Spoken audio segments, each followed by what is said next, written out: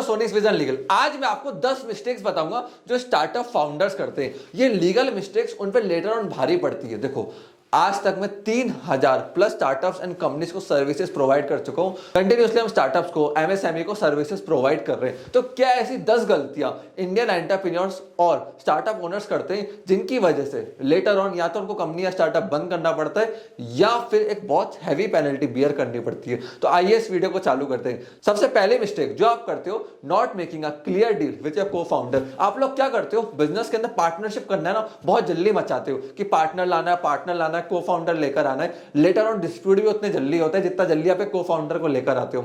भैया, किसी को भी लेकर आ रहे हो ना कंपनी के अंदर, अपना हिस्सेदार बना रहे हो, जिसे लाइफ पार्टनर बनाने से पहले 10 बार सोचते हो लड़के या लड़की, उस समय जैसे आप को फाउंडर लेकर आ रहे हो, आपको कुछ चीजों का ध्यान रखना है। जैसे कि को फाउंडर काम क्या करेगा, उसके रोल्स क्या है, रिस्पॉन्सिबिलिटी क्या है, इक्विटी क्या है, सैलरी क्या है, रिटेंशन क्या है, बीच में छोड़ के चला गया तो ये सारी चीजें हम ना सोचते हैं ना लिखते हैं। यही सबसे बड़ी मिस्टेक है। और इन्वेस्टर आज के टाइम में जब किसी कंपनी में इन्वेस्ट कर रहा है ना, तो पहला डॉक्यूमेंट यही मंगाता है कि मुझे को फाउंडर एग्रीमेंट दिखाओ। को फाउंडर एग्रीमेंट नहीं है ना, इन्वेस्टर खुद ही पीछे भाग जाता है। भले जिन फाउंडर्स को फाउंडर एग्रीमेंट का नहीं पता, शेयर होल्डर एग्रीमेंट की नहीं पता, यही सारी नॉलेज नहीं है बेसिक, उस कंपनी में उनको इन्वेस्ट करना ही नहीं है। तो इन्वेस्टर्स भी ये चीज पहले चेक करते हैं, इस चीज का ध्यान रखना। तो इक्विटी कैसे स्प्लिट करोगे, सैलरी क्या दोगे, रूल्स क्या होंगे, लाइबिलिटीज क्या होंगे, सारा डिस्ट्रीब्यूशन एक को फाउंडर एग्रीमेंट के अंदर आता है। किसी अच्छे लॉयर से उसको ड्राफ्ट कराओ, उसकी कंसल्टिंग लो, जिससे लेटर ऑन आपको दिक्कत ना है बिजनेस के अंदर। अब चलते हैं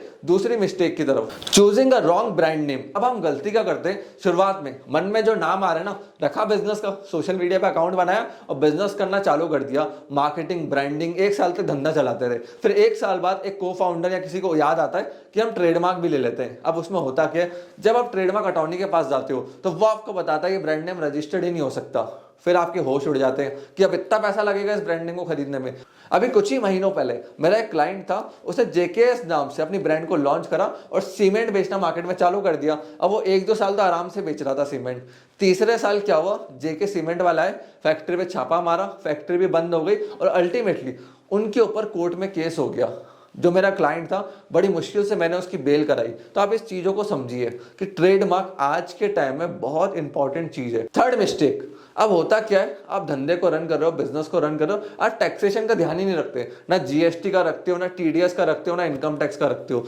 एक अच्छा अकाउंटेंट, अच्छा कंसल्टेंट, सीए आपको चाहिए जो टीडीएस के ऊपर, जीएसटी के ऊपर, हर चीज के ऊपर गाइड करें। क्योंकि लेटर ऑन आपके ऊपर पेनल्टी आ गई ना, तो बहुत ह्यूज अमाउंट आपके ऊपर लग सकता है। इस चीज का ध्यान रखना। Mistake number 4, not starting your business as private limited और एलएलपी। देखो, अगर आपको छोटा धंधा करना है 20-30 लाख 40 लाख रुपए का, तो प्राइवेट लिमिटेड एलएलपी बनाना इतना जरूरी नहीं है। बट आपको अब धंधे को स्केल करना है, 10-15 करोड़, 20 करोड़, 25 करोड़ तक लेके जाना है, मैन पावर लेकर आनी है, तो आपको प्राइवेट लिमिटेड एलएलपी जरूरी है।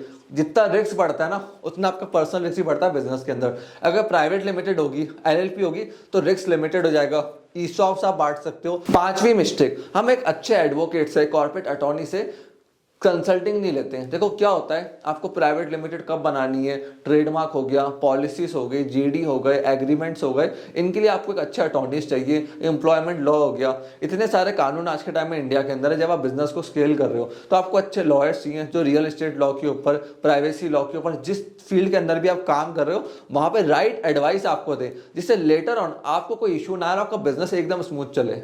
मिस्टेक नंबर 6, आप लोग प्रॉपर डॉक्यूमेंट्स मेंटेन नहीं करते हो एचआर के। आप किसी को जेडी दे रहे हो, ऑफर लेटर दे रहे हो, एग्रीमेंट साइन करा रहे हो, या तो उसको आप नॉर्मल पेपर पे साइन करवा लेते हो, या प्रॉपर्ली ड्राफ्टेड नहीं होता, ना जेडी प्रॉपर्ली ड्राफ्टेड होता है, ना उसका टर्मिनेशन प्रॉपर्ली ड्राफ्टेड होता है। उनको असेट दे रहे हो तो असेट हैंडओवर एग्रीमेंट होता है, सोशल मीडिया पॉलिसी क्या होगी, ईसॉप्स क्या होंगे, ये सारे डॉक्यूमेंटेशन प्रॉपर्ली ड्राफ्टेड होते ही नहीं और मैनेज भी नहीं होते। मिस्टेक नंबर 7, जो आपकी इंटेलेक्चुअल प्रॉपर्टी है ना, आपकी कंपनी के सॉफ्टवेयर है, डेटा है, टेक है, आप उनका मैनेजमेंट ही नहीं रखते हो, ना एम्प्लॉयज से साइन करवाते हो। एम्प्लॉयज काम कर रहे हैं आपकी कंपनी के अंदर, उनसे एग्रीमेंट में लिखवाओ कि कंपनी की जो इंटेलेक्चुअल प्रॉपर्टी है उनको हार्म होता है तो आप उनसे पैसा वसूल कर सकते हो। जो कंपनी का कोड है, डेटा है, प्राइवेट चीजें, उनको मार्केट के अंदर लीक नहीं कर सकते हो। आईपीआर आज के टाइम में बिजनेस का नया असेट है। आज के टाइम में कंपनीज को देखो, अमेजॉन, उबर, जियो, ये कंपनी बिलियंस ऑफ डॉलर की वैल्यूएशन पे। इवन जोमैटो कौन सा रेस्टोरेंट ओन करता है, जोमैटो के पास क्या आईपीआर ही तो है, रेस्टोरेंट्स का डेटा है।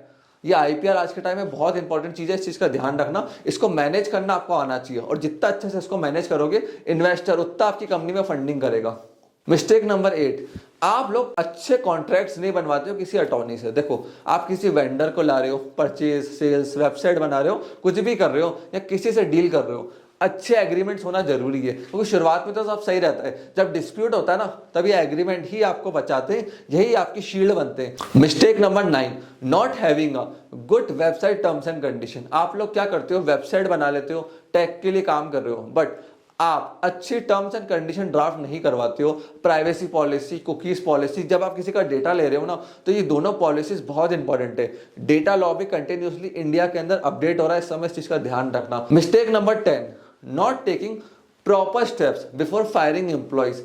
अब हायर करना इजी होता है, फायर कर रहे हो ना तो एम्प्लॉय हंगामा करता है, आपने क्या डॉक्यूमेंट उसको साइन करवाए थे, किस रीजन के लिए उसको फायर कर रहे हो, ये सारी चीजें क्लियर होनी चाहिए। प्लस आपने जो असेट एक्सेस उसको दे रखा है वो आपको उससे वापस लेना है। तो आप इन 10 चीजों का ध्यान रखना कि ये 10 गलतियां आप अपने बिजनेस के अंदर रिपीट ना करो। और अगर आपको मेरे से जुड़ना है, आप मेरे को इंस्टाग्राम @वापरी के ऊपर फॉलो कर सकते हैं।